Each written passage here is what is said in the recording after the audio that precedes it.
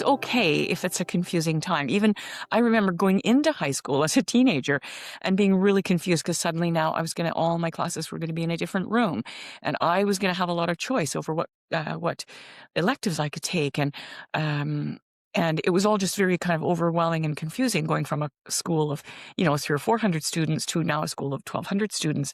And so we should expect that there's going to be a season of change and upheaval, right? So, uh, so we need to be careful to not micromanage our kids during this phase of their life, right?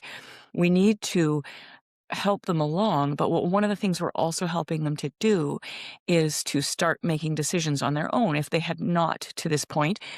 I've found that kids really came in two categories, two main categories. One was kind of tentative kids, and one were sort of very proactive kids. And so you probably have noticed, regardless of the wide range of personalities, some kids are just like, yeah, I'm going to do this. I'm jumping forward. I'm going to try. Whereas the tentative kids tend to need maybe a little more encouragement. Sometimes the kids that are really go-getters need to kind of be held back. Okay, we need to think this through a little more carefully.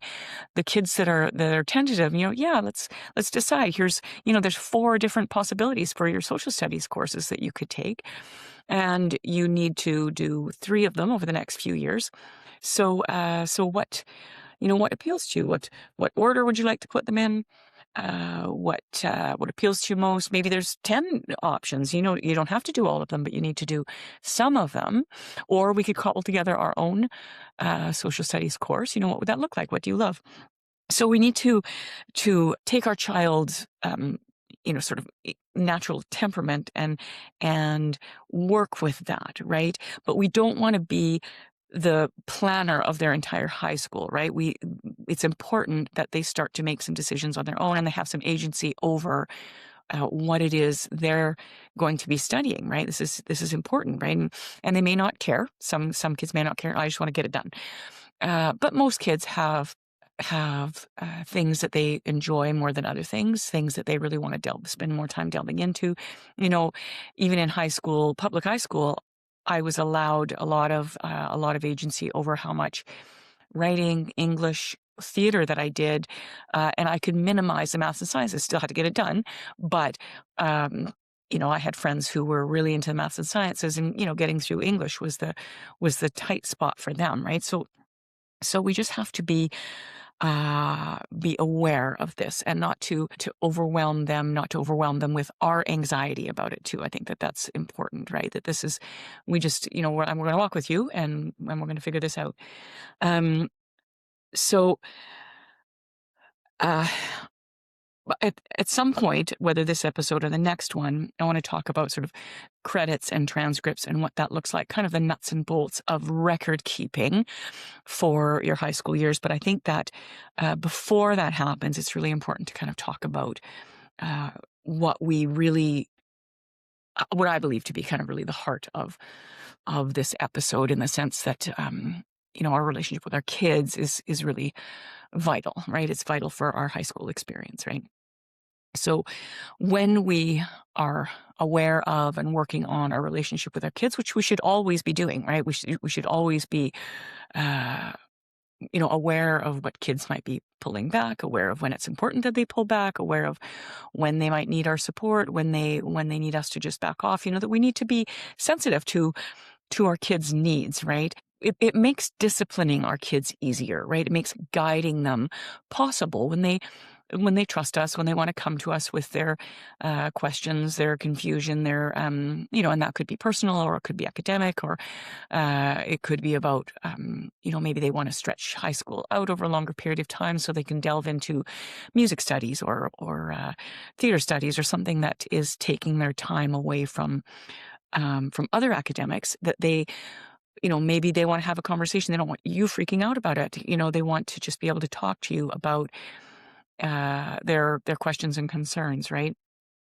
Our relationship with them is really sort of a determinant for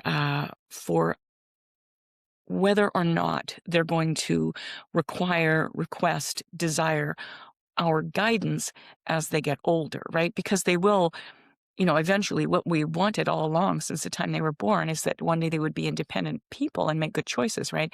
And so we have to allow them that. So they may pull back and want to make some decisions on their own, before we're ready for it. Um, and that's okay. We have to respect that.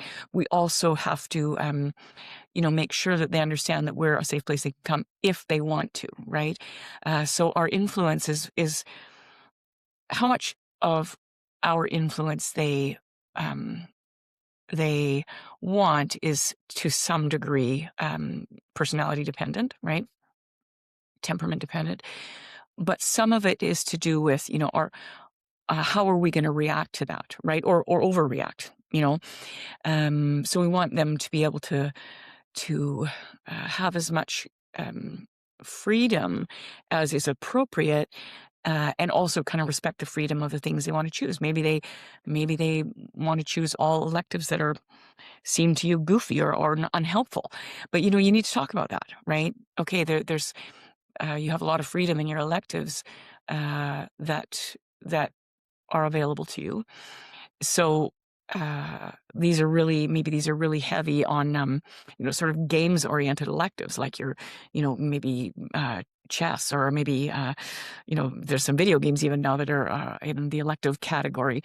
I think that maybe we should look at some balance. Like, what do you think? Like, do you think that doing 5 games oriented electives is going to help you? Is that what's that going to look like? If you wanted to go to college later on, what's that going to look like? And it doesn't mean you just say no. It just means, let's talk about it. Let's talk about balance. And maybe they really dig their heels in, and you say, okay, well, just so you're aware, when you go to college, they might want your transcript to be a little more filled out with things that are maybe a little more on the academic line, right? So all this to say that it's our relationship with them that's going to allow that conversation to take place in a more positive light.